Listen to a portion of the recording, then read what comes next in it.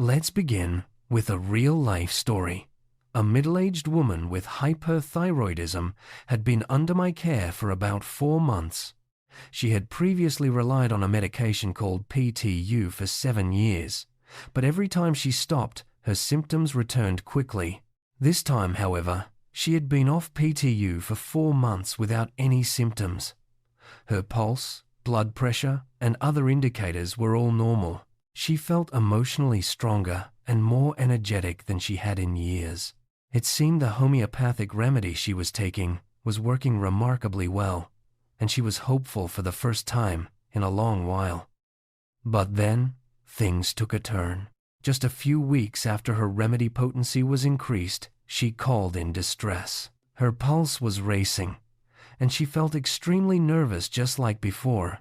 When she had to stop PTU, she came in for a checkup, and I reviewed her case thoroughly. There was no clear reason for her sudden decline. She hadn't started any new medications or herbs, avoided coffee, and stored her remedy properly. It seemed as though the remedy had simply stopped working, which was puzzling. After careful questioning, we realized her symptoms had returned just days after starting the new potency of her remedy. The only logical conclusion was that something had gone wrong with the new batch. Perhaps it was improperly prepared or affected during shipping. I decided it was safe to wait a few days and ordered a new bottle of the same potency from the manufacturer. She was skeptical but agreed, not wanting to return to PTU or try radioactive iodine, the next medical option. When the new bottle arrived, she started taking it, and within days, her symptoms improved. In just a week, she was back to her previous state of well-being. This case highlights an important point. Currently, the only way to measure the effectiveness of a homeopathic remedy is by observing the patient's response. That's why it's crucial to buy remedies from reliable sources and handle them with care. While it's rare for a remedy to be inactive, it can happen, as this story shows. Homeopathic remedies can be made from almost any substance that affects human health. Over the years, provings have been conducted on a wide range of materials, all now part of the homeopathic materia medica. Remedies are made from herbs, minerals, animal products, and even disease agents like bacteria. The key is that each remedy must be prescribed according to its specific homeopathic indications, not just the source material. The sources for homeopathic remedies are incredibly diverse. Many are made from herbs, both toxic and non-toxic. Minerals are also used, ranging from common table salt to deadly arsenic, and even precious metals like gold and platinum. There are remedies derived from animals and insects, such as bee venom or ladybug extracts. Some are made from disease products, including bacteria and scabies. Regardless of the source, the preparation process ensures safety and effectiveness. No matter what the remedy is made from, it must be prepared in exactly the same way as the original substance used in its proving. This ensures that the final product retains the known homeopathic indications. The process of dilution and succussion is key to homeopathy, making the remedies non-toxic while preserving their unique properties. This consistency is crucial for reliable results. Homeopathic remedies are usually clear liquids that are dropped onto small sugar pellets. These pellets are then packaged in vials. The size of the pellets doesn't matter. The actual medicine is the tincture on the pellets, not the pellets themselves. You can't tell one remedy from another just by looking at them. The label on the vial provides the name and potency of the remedy. In the United States, the FDA requires all over-the-counter medications to have indications printed on their labels. However, homeopathic remedies don't have specific disease indications. A single remedy might be used for many different conditions, and a patient with a particular disease might need any one of hundreds of remedies. The indication on the label is often just a common complaint and may not match your actual use. It's important to follow your practitioner's advice, not just the label. Some homeopathic remedies, especially those made from disease products, now require a prescription in the US. This is a recent change, as all remedies were previously available over the counter for more than a century without problems. The prescription status is considered unnecessary by many practitioners, since these remedies are so diluted that they can't spread disease. Still, they remain available with a prescription. Some remedies, such as those made from controlled substances like opium, have been made unavailable in the United States by the FDA. This is despite the fact that homeopathic preparations are so diluted that they cannot be abused or cause harm. These remedies are still available over the counter in many other countries. The restrictions are seen as unnecessary by those familiar with homeopathy. Patients sometimes worry about taking remedies made from substances like opium. It's important to understand that, in homeopathy, there isn't even one molecule of the original substance left in the remedy. All that remains is an imprint on the diluting liquid. Remedies are prescribed based on similarity of symptoms, not the original material.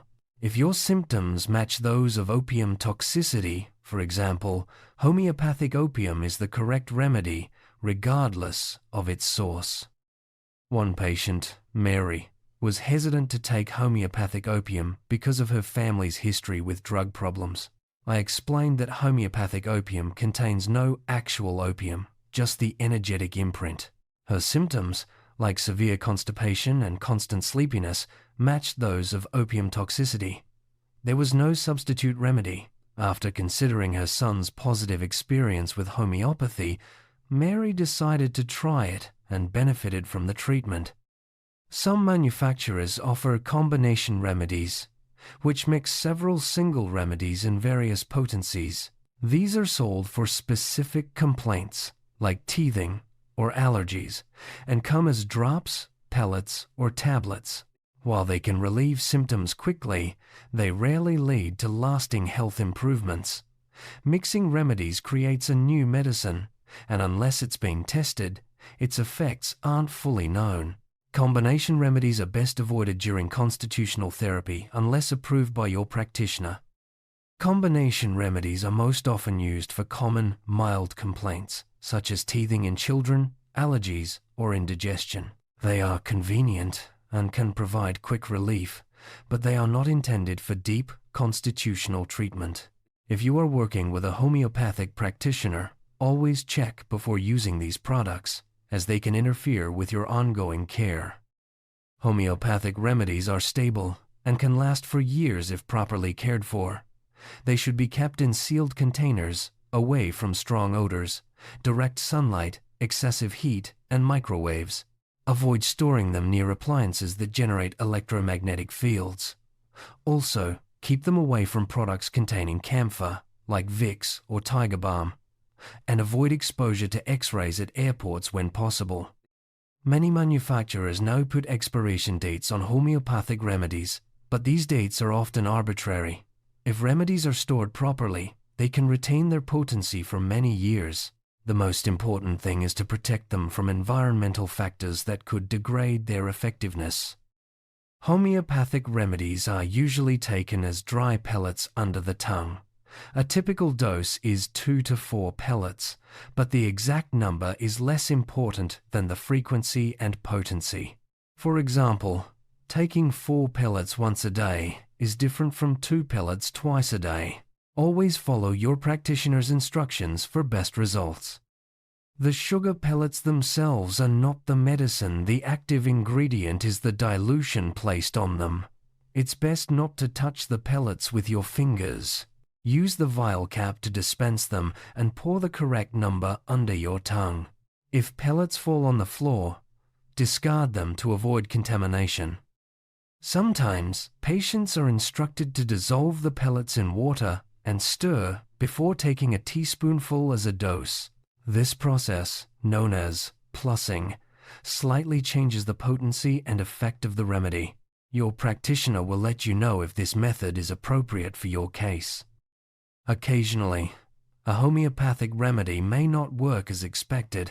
This can be due to improper preparation, Exposure to strong odors, sunlight, or electromagnetic fields, or even interference from other medications or herbs. If you notice your remedy isn't working, consult your practitioner to troubleshoot the cause. The effectiveness of a homeopathic remedy is measured by the patient's response. There are no laboratory tests to objectively measure the activity or strength of a remedy. This makes it essential to observe changes in symptoms and overall well-being after starting a remedy. Because remedies can lose their effectiveness if mishandled, it's important to purchase them from reputable manufacturers and suppliers. Proper storage and handling from production to delivery ensure that you receive a remedy that works as intended. The preparation of homeopathic remedies involves serial dilution and succussion, a process of shaking the solution vigorously. This method is believed to imprint the energetic properties of the original substance onto the diluting liquid, even when no molecules remain.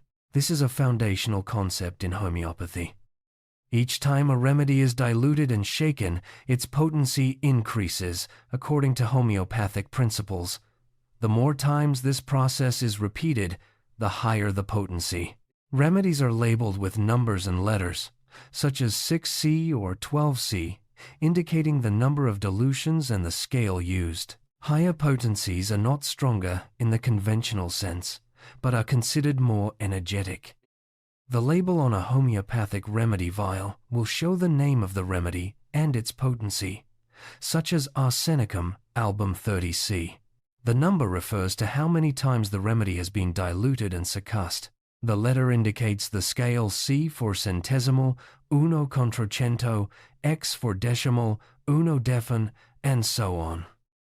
A single homeopathic remedy can be indicated for a wide variety of conditions, depending on the patient's unique symptoms. This is why the label's disease indication may not match your actual use. Practitioners select remedies based on the totality of symptoms, not just a diagnosis.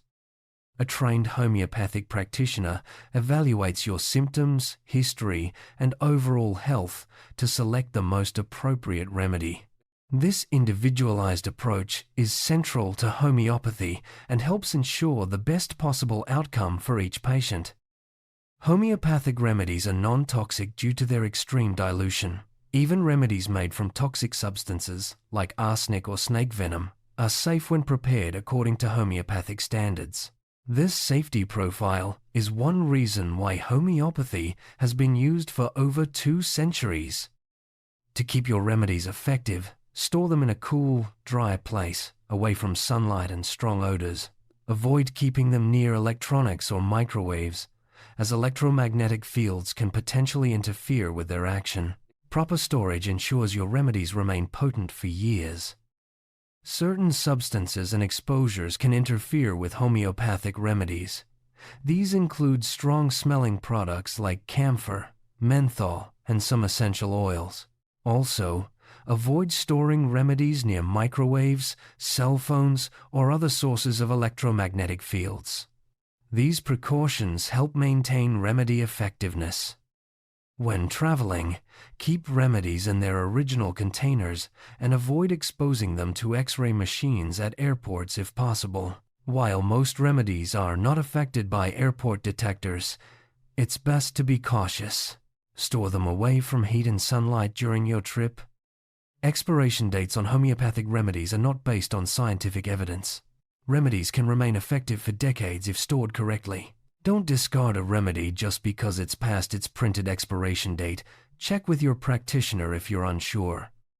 The number of pellets per dose is less important than how often you take them and the potency used. For example, 4 pellets once daily is different from 2 pellets twice daily.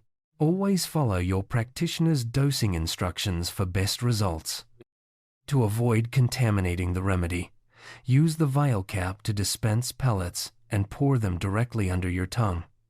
If you accidentally touch or drop them, it's best to discard those pellets.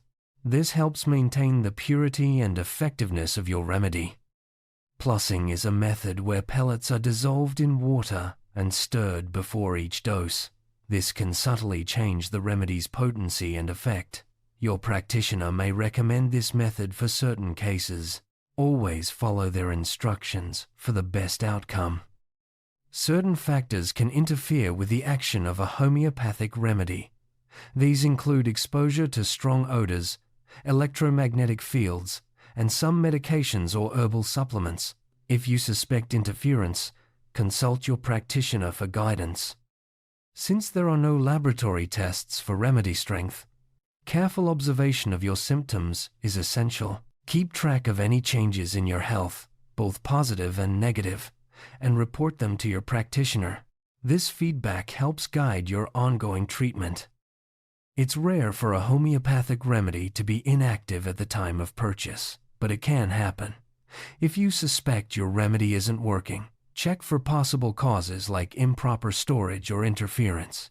Ordering a new bottle from a reliable source often resolves the issue. Homeopathy is based on the principle of individualization.